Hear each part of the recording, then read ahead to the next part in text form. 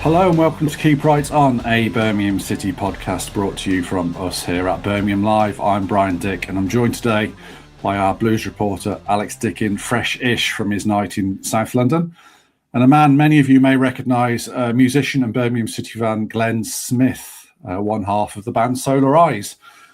We've been kicking around the idea of having Glenn on the podcast to talk football and music for quite a while. It's probably a bit unfortunate for you, Glenn, that you've coming on in an episode that is the equivalent of a hangover, basically. So I'm casting you in the role of paracetamol and a fry-up this morning, if that's okay. That's fine. I think I actually thought about this. I thought that maybe it might be the best show to come on, because I bet people want to listen more when we're defeated, sort of thing, and get to the bottom of things a little bit more, maybe. Yeah, we've done the defeated thing for quite enough years. We're quite enjoying the victory thing at the moment. But yeah, let's hope that is the case.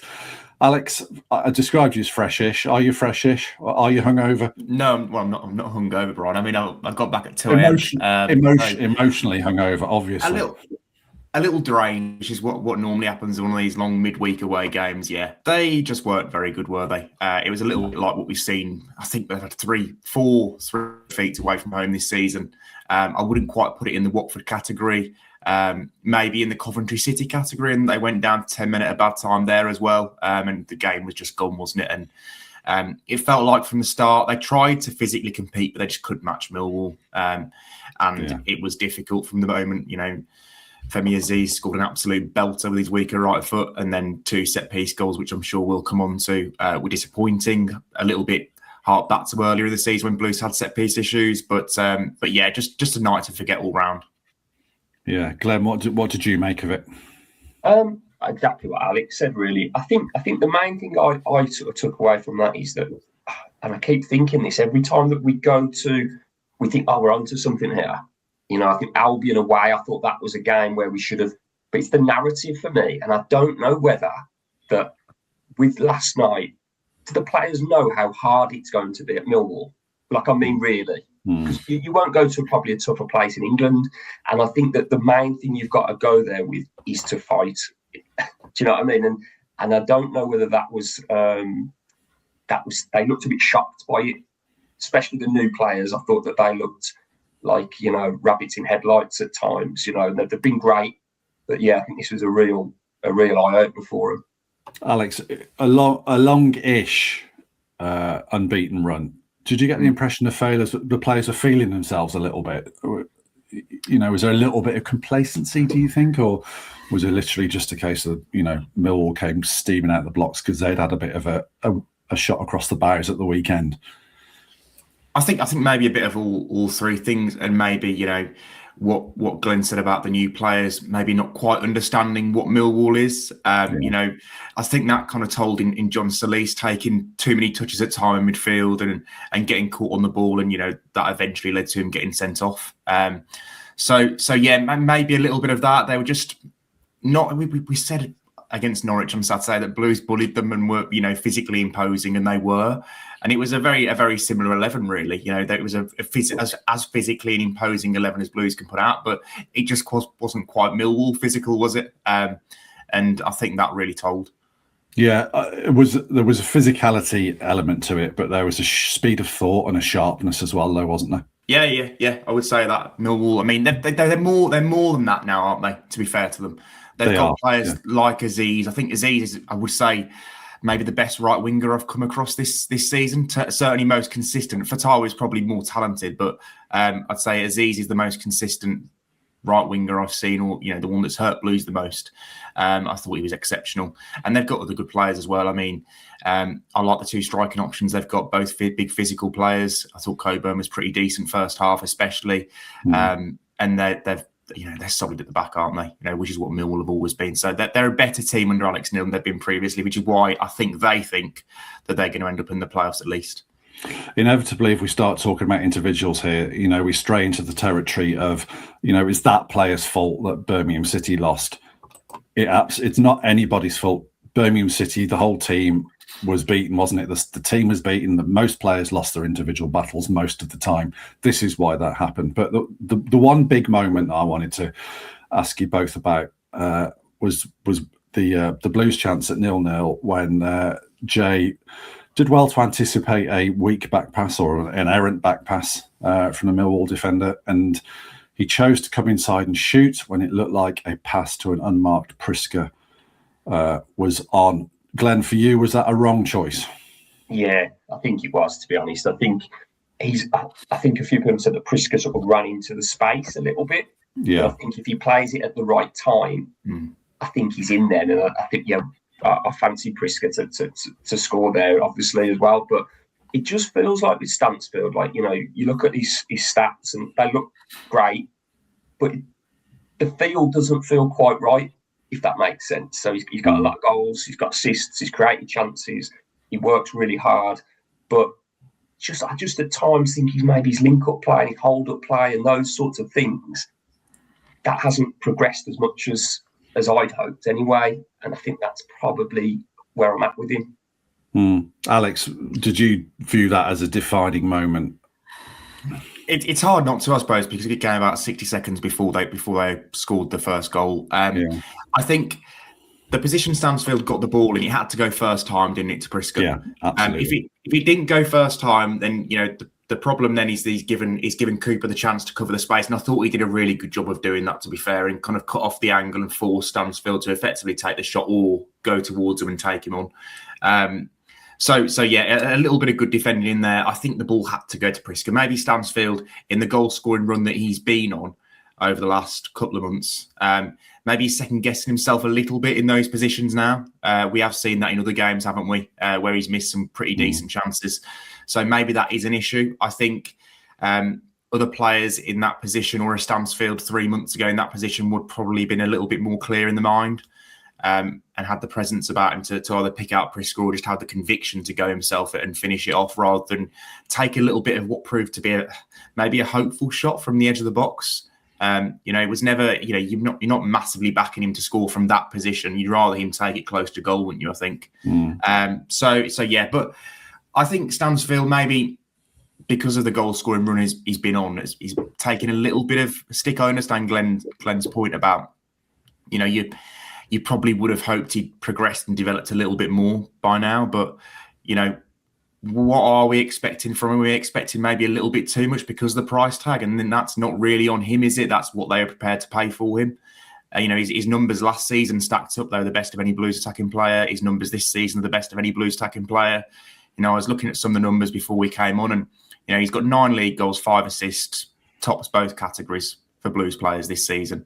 He's also got 10 big chances created. Again, the highest number of any player in the squad, more than Patrick Roberts, more than Damari Gray. If you look at that compared to Marvin Duksh, who's kind of been the other player he's played with up front, or the other player considered for the number 10 role, Duksh has created 1 big chance this season, and that was the goal Stansfield scored against Leicester. So the numbers really stack up in Stansfield's favour, and I think maybe, a combination of his poor form and the price tag are probably making us judge him a little bit unfairly, maybe. I'm not saying that he's been brilliant in the last 2 months, because he hasn't. I think he's had a dip in form. But he is still the most productive Blues attacker on paper. Disappointment is the space between expectation and reality, isn't it? I don't think I have an answer to what I'm thinking about Jay Stansfield. I totally agree with Glenn. It's not passing the eye test, is it? But then if you're picking a team, and Chris Davies will be looking at those numbers and thinking, well, he is our best option. There's the other factor of, obviously, Blues do defend from the front. They like to press, although it wasn't very effective last night. Stansfield is the absolute poster boy for that. What's his best position, though? Is that the elephant in the room? I've asked him this more times than I care to remember. I know that's to say it is the elephant in the room, isn't it? But what do you think it is, Glenn? Where would you play him? I wouldn't play him ahead of Damari Gray, but I do feel like when he played against Blues for Fulham in the Cup, they played him on the left, didn't they? Yeah. And I actually think that's probably his best position. I know people will go, you're mad for saying it, but I don't. The 10, he hasn't got the intricacy. He can't drop a shoulder, put a ball through it. That's not his game. And then up front, I do feel he's a little bit, he's a bit lightweight. and so that's where I would have been looking at playing. He's on the left, but that's not going to happen. He's third choice winger, if that's what you're going to call him, playing on the left, isn't he now, behind Gray and Osman? Alex, go on. I'm going to make you pick. What do you do, Jay Stansfield? Where do you play him? I think a lot of what Glenn says about the left wing, I think is fair, because when Stansfield has moved over to the left in the last year, he's looked kind of to be playing with a little bit more freedom. Looks more, a lot of the pressure's off him a little bit. I think when he's in those central areas, he feels that pressure. And I think he's someone that if you speak to him will admit that he has, struggled with the pressure and expectation that he's had at Birmingham City at various times at various points. I think this season, you've got to play him as a 10, I think, now. Yeah. I think that's, if you've got him, actually, you can play him as a 10. He's got to play. I think he's got to play. I think he's been better as the 10 over the course of the season, but he has played there more. But I think if Blues are in the Premier League in a year's time, I think you're looking at Jay Stansfield as a 9, because a Premier League striker and what is needed to be a Premier League striker, I think he's quite different to what a Championship striker needs. You look at the Championship, the profile of a Championship striker in every team, as we spoke about in January, has got the August Priska build. They've got the 6'3", 6'4" striker who is physically mobile. The only teams that didn't have that player when we looked in January were Blues, Leicester and Southampton. Blues and Southampton both went and got one. And have both been kind of reaping the rewards of getting one. So I think if you look in the Premier League, Jay Stansfield probably becomes a 9 again as he's played for England. In the Championship, I do quite prefer him as a second striker. I think if you're going to play him a 9, you have to make a sacrifice in terms of your expectations in goals, though. Yeah. He's going to be a channel runner. He's going to be someone that tries to win high turnovers. We've watched him in all of his Blues career, and I count the loan period, most of the League One season, and so far this season, when he plays as the furthest most forward striker, he just gets outnumbered in the box, doesn't he? He gets lost in the traffic in a crowded penalty area. I think if you want to build a team around Jay Stansfield, I think it's 2 10s. It's a left and a right 10, and he's the left 10, which is a sort of a halfway house between left wing and centrally placed number 10. But Birmingham City haven't built a team around Jay Stansfield. They've got 4 good wingers now, and I think we're just it's not perfect, but it is what it is. And for me, Jay should start 4 games in 5, I would say. Yeah, and I think you said it perfectly there, Brian. The way they've changed the system this season with it's natural wingers now. It's 2 wingers that hold the width. Damari Gray and Ibrahim Osman are the left wingers. Jay Stansfield would not suit that position. So I think he is in this team at the moment, and he's going to be a 10 for the rest of the season. We'll occasionally see him play as a 9. I don't think there's any question that Jay Stansfield should be in the starting 11 more often than not. I think there'll be games like Norwich away where it's Dux and Priska. But still, if you ask me who is the most reliable of those 3, who do I want in my starting 11, I'm going for Jay Stansfield every day of the week. Yeah, fair enough. I think, should we move on from poor Jay? I think we've analysed him a little bit to death there. The set piece goals is the next thing on the agenda. We were hoping this had been eradicated. It was a bit of a mess back there, wasn't it? Glenn, Blues breakdown or Millwall just, very, very good at set pieces, or a bit of both? Bit of both, I think. There, I saw that they were obviously trying to get in a set piece coach or something like that, but for the defending, I don't know if that's on Jonathan Grounds or whatever. But yeah, I think they're, again, it's that welcome to the Championship thing that we're looking at, and just feels like, I don't know, that first goal. I don't know, did Wagner sort of, not know what was coming, and then maybe Beadle could have done a slightly bit better. I know it's a worldie, I know that, but just feels like with that goal there, it could have been. No, yeah, I agree. I think the first goal even was it maybe a recycled kind of set piece long ball. But I look at the second and third were obviously clear set piece goals. Maybe they were a little bit slow to react to the Aziz free kick. I thought that was an excellent finish, to be fair, on the follow up from the angle that he was at. It's the third goal that was kind of most disappointing to me, and probably most reminded me of what we saw at the start of the season, where it felt like every goal Blues conceding came from a set piece. And it was just really sloppy to not deal with a a simple lofted ball into the box. Solis almost looked like he was trying to duck the ball and let it run out of play, and ended up inadvertently heading it straight to Kramer, and then obviously puts it back across for Cooper to tap in. So it was just badly organised for Cooper to be there 6 yards out from goal, and no one to be in within 3 or 4 yards of him as well was poor. So that's something that they need to look at, because we don't want to be having this conversation for the next month that, Blues have got a set piece issue again. Yeah, it just corrodes everything, doesn't it? It's the defensive foundation is what it's all built on. Kind of summed up Solis's evening, didn't it? I actually thought he potentially could have had 3 yellow cards. I thought there was one that he didn't get booked for before his first yellow card. I thought that was a bit touch and go. Reflections on Solis's evening, Glenn? He had his worst game, I think, but I really like him. I think he's really brought something. He just obviously at times he takes a few too many touches, and he's been caught a few times now, isn't it? Norwich, there was a few times as well. There's a few stray passes, but he's definitely got something, and he's a big old boy, and he gets about, and I think he could turn into a player. The other thing with some of these players, they're 21 and 22 years old, aren't they? Bede or Solis. Stansfield probably still 23. Osman's 21. Priska's 21. They've got, you know what it's like.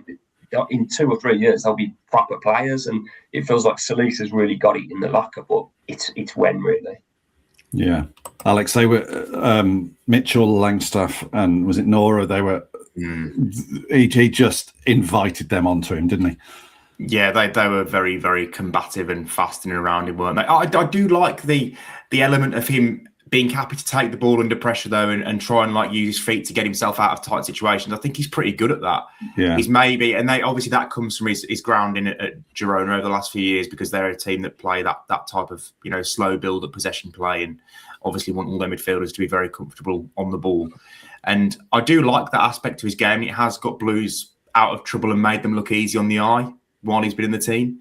But I think you just need to be sharp and probably understand the opponent in some games. And those 3 you mentioned, Brian, were snapping all around him, weren't they? And ready to nick the ball off him. Probably identified that as a weakness, particularly when he was on a booking. They were straight into him, and obviously got a loose touch in it and a clumsy challenge. Yeah, indeed. I was quite, I don't know, what was I quite? I didn't really understand the decision to take off Priska and then for Tommy Doyle and leave Jay on, because I think a man down, Blues still tried to play out, and with a man disadvantage, it's going to be difficult to find the overloads and play through the press. For me, that was a moment when you actually need to go over the press and go longer to a big man. I don't know. Alex, some thoughts about that? I was going to probably throw it back to you and say, how much joy was Priska having against the 2 Millwall centre-backs aerially? Yeah, you can't play long against Millwall. Okay, it was, all right. Glenn, reflections on that? Can you answer that one? Again, I really like Priska. I was watching Gyökeres the other day for Arsenal, and again at 21, where was he at 21? It was probably Carvin's similar thing. I think there's a real player there in Priska. Yeah, I do. Yeah. It's when, isn't it? I think with these guys, and but yeah, it is what it is, isn't it? I think when you're 3-0 down and stuff, and Tommy Doyle, I suppose, could be sort of thought a bit hard done by after his Leeds performance, and I don't with Iwata. He's a great lad and he really works hard and he gives you that energy, but sometimes his technical ability does sort of show, and it's getting that mix. But again, I think we probably missed Pake. Yeah, I don't want to kill anyone, but I thought Iwata was pretty poor actually against Millwall. On the ball, I thought he let himself down a little bit. Yeah, difficult because they were pressing like madmen, weren't they? And if you're trying to play through that, you need a Pake. You're absolutely right, Glenn. Alex, I think we really are sucking the life out of this now, aren't we? Last question. Obviously everyone saw Kai Wagner pick up a shoulder injury. What's the latest on that, please? So he's getting assessed today. There'll be a scan and whatnot. It looked a bad one. I think my first reaction when he went down was that it looked nasty. It looked like his kind of shoulder was limp for a second, or his arm was limp for a second, which maybe hints that something bad has happened to the shoulder. He, to be fair to him, they obviously after a little bit of treatment, he got up and was moving his arm, but he was focusing on the collarbone area. So that's quite a concern because that's I think if it's a shoulder dislocation or a collarbone injury, they're potentially season enders, aren't they? So we'll get the lowdown from Chris Davies at his press conference before Middlesbrough on Friday. But hopefully it's not too serious because that has been a cursed position for Blues over the last 2 seasons, hasn't it? Because they've not been able to have 2 fit players at once. And the only fit left back at the club after Kai Wagner would be Lee Buchanan, who hasn't played since December 2024. It's not a good thing for Blues that Wagner's now injured. Is there any prospect of Buchanan being called upon, do you think? What noises are you getting from Chris Davies? He's in the squad for the second half of the season, but I mean they've got so few first team players now. I think only 23, 24 that they basically named them all. The impression I've been getting from Chris Davies is that Buchanan's going to need under 21 minutes first, a few games, and they don't want to rush him in because they almost kind of threw him straight back in last time, didn't they? And obviously completely unrelated injuries, a calf injury going to an ACL injury. And it's just a freak, unfortunate accident, but he got injured after 3 games. So I think they want to be very careful with him this time because he has broken down, a few times in the last 2 years. So it depends, doesn't it? It depends what he looks like in the 21s game. It depends what he's looked like in training over the last few weeks. We know Lee Buchanan is a very good championship defender, in the season Blues went down, I think he came second in the player vote, and that, don't get me wrong, that's not an absolutely fantastic achievement given how bad Blues were. But to come second to Jay Stansfield that season, I think can be looked at as a little achievement. But the only thing there, Alex, I think Ollie Burke come third. So I don't know if that. He wouldn't have turned up to collect his award, bless him. Bundesliga superstar Ollie Burke, that one. Yeah, that's the guy. Still triggers me. He does with us all. So I wouldn't be against Buchanan coming back in if he can get to the level quickly. I like Lee Buchanan. I think he's a good player. I hope he can get back to the level he was at. Glenn, I don't know if you saw on Monday we introduced the concept of the playoff-ometer. Alex went very hard with a 60% chance of Blues being. I'd like to revise that now, please. I bet you would. I was at 80-20, so were you? I was really hard on it. But I think this is what's happened this season, hasn't it? I feel like our expectation we rise so much with it, and then it's like. Then it's now it's at 2080. It is. That's what it feels like, isn't it? And we just don't seem to be able to just kick on when we need to. But again, it is expectation. No one's kicking on other than Millwall and Coventry and Middlesbrough. Really, Alex, where are you now? I look at it, and they've got 12 games left. They've got 7 at home, and they've got to play a lot of those teams around them at home. And you look at. Not necessarily Middlesbrough, but Sheffield United, Preston, come to St Andrews as well. They've still got to play Derby. They've still got to play Hull. So they've got Wrexham to come to St Andrews as well. So I'm Bristol City as well. Yeah. Bristol City, yeah. So I'm quietly optimistic that they can do it based on the home form. I'm a little bit concerned by the number of draws they've been getting at home recently because that's kind of dented it a little bit, but. I'm still optimistic. I'd probably put myself on the 50-55%, so I'm not coming down too much. Right, okay. I can't go down to 20. I think I was just under 50 on Monday. I think I'm probably just under 40 now. It was worrying for me. Right, let's move on. Glenn, the other part of your life, apart from being a Birmingham City fan, is your music career. I think I'm right in saying you Solar Eyes are 2 albums into their career. Is that right? It is indeed. Sorry, that's my dog that is barking in the background. Must have heard the question. Perfect timing. Yeah. So we signed to Fierce Panda Records, which is the label that found Coldplay and Keane and sort of bands like that. And so we put out 2 albums, few EPs, stuff like that. But the main thing that people say is with a band that you've heard but don't know you've heard because we've been played on sport so much and different TV programs. That's been where we've sort of had our real success, sort of thing. Yeah. Did you tour last year? Am I right in saying that? Yeah. So how was that? It was great. We ended the tour in Paris, and I ended the tour in Paris. Ended up wearing the Christoph Klarer France '98 shirt. But as I said a couple of weeks ago, I thought everyone would know who he was, but there wasn't even a single person in that crowd that knew who Christoph Klarer was. So there you go. So it was really good, really good.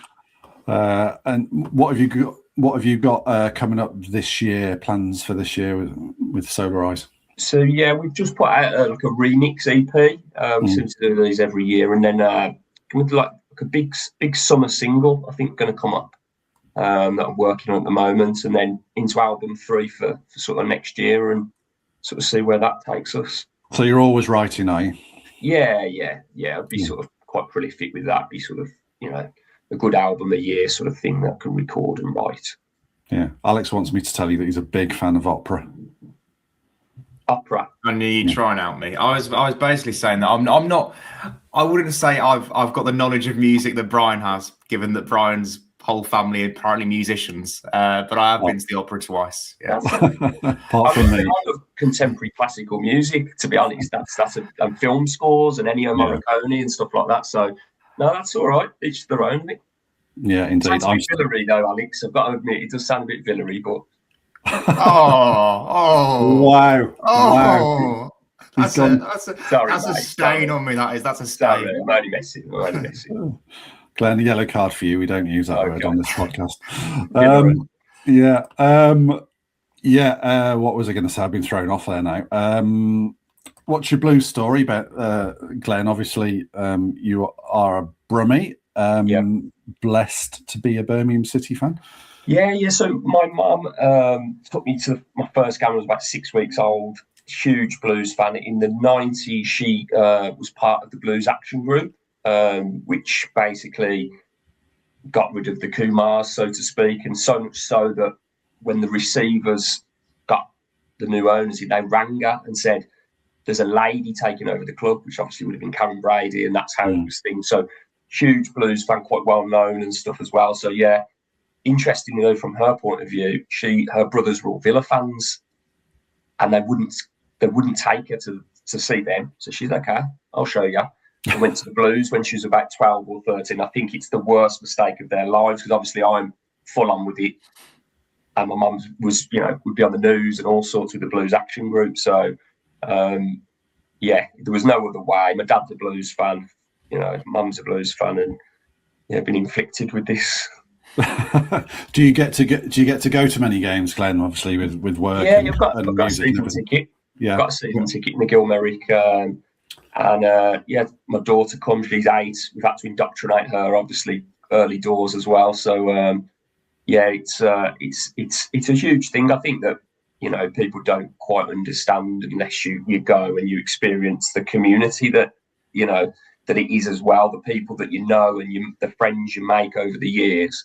Yeah, I mean, it's something else, really. All my friends are Blues fans, so it's everything. You're besties with Lukas Jutkiewicz as well, aren't you? Which is something we all want to be.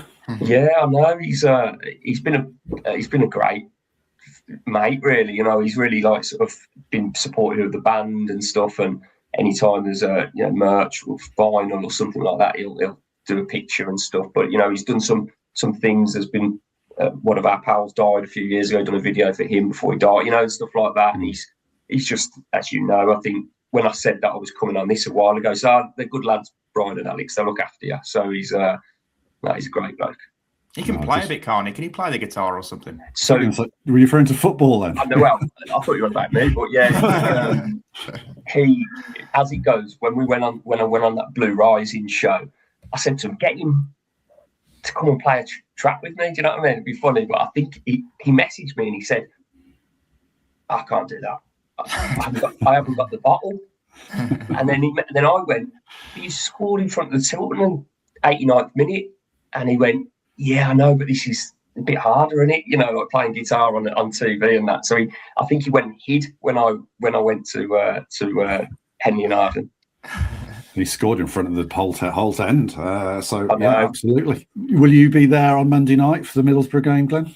Yeah, I will do. I'll probably get a train though, because obviously I won't drive, because you'll come back to a shell, won't you? So Yeah. Indeed, yes. Is that must win? Alex likes to use the phrase. Alex likes to use the phrase must win. Glenn, is it a must win with the playoff format to being where it is now? Maybe.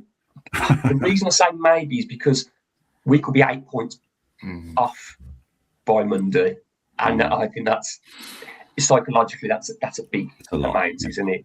Yeah. And I think that's why it might be a must win. Obviously, we could go on a run, and totally that could change, but it does feel a very important game. Alex, where are you with that game? I don't think any game is a must win until the game at the end of the season, which is the one you have to win to either stay up or get promoted. That's my lad. They've got a little bit of ground to make up now, haven't they? I mean, like Glenn said, if they start Monday 8 points adrift to the playoffs, that looks more difficult with 12 games to go, doesn't it? So it's the traffic there that concerns me more. There are so many teams that Blues need to slip up a little bit or be a bit better than over the last 12 games to get into the playoffs. So I think they need something. I think a defeat, and it was 8 points on Tuesday, would be a little bit difficult. If Wrexham don't win at the weekend, then that gives Blues a little bit of a helping hand. Do we know they've got Wrexham? Wrexham are away to Charlton. So that's a fairly difficult place to go, most of the time anyway. If they could get a result against Wrexham, do Blues a favour, then I think it would own. You fancy Lyndon Dykes there to maybe against Albion, right? Maybe, yeah. And then that would only be 5 points then, wouldn't it? Because there's a little bit of a gap down to seventh and so forth. So I don't think it's must win, Brian, not this one. Southampton away to Sheffield Wednesday, Derby at home to Blackburn, Norwich away to Leicester. I don't know if we're thinking of Stoke is still involved in it. They're away to Coventry. It's Wrexham. Wrexham is the result we're looking for, and obviously it's going to be a game in which probably Kai Wagner and certainly John Solis don't play. It's a Doyle Iwata midfield, isn't it, Alex? Yeah, it's got to be. Actually, we were having a conversation last night after the game with Richard Wilford and Darren Carter about, if they were to get a midfield injury in that game on Monday, who the hell plays in there? They've got no one really. And Glenn, what are you doing at left back? I was thinking maybe Panzer. Right. Would that be an option? I don't know. I did read somewhere that he has played left back. I think he looks comfortable on the ball. He's athletic. He's got all the attributes. They move the ball really quickly when they've got it. But they are not infallible in front of goal either. Riley McGree is still very much there. They're a little bit of genius, a little bit of creativity up front. Tommy Conway doesn't score that many goals. Strelec hasn't really done that well in front of goal either. So Middlesbrough, the point I'm making is Middlesbrough are good, but they are not unbeatable. And I think first goal at the weekend, on Monday, and Blues will have something to go on there. Glenn, just before we let you go, tell us where people can find your stuff, please. So just Spotify, Apple Music, everything like that. And obviously social medias, the usual places. We've got it's all on vinyl as well. So you Rough Trade, Stock It, and different record stores around Birmingham, and also you can go into Bandcamp and buy it there as well. Brilliant. Glenn, thanks very much for your time. Been great to catch up with you. Brilliant. Thanks for having me. Alex, thank you very much for your time. And Glenn, would you like to bid us out? Yeah. Thank you for everyone, and hopefully we go and get a win on Monday. And it's a keep right on from all of us. Keep right on.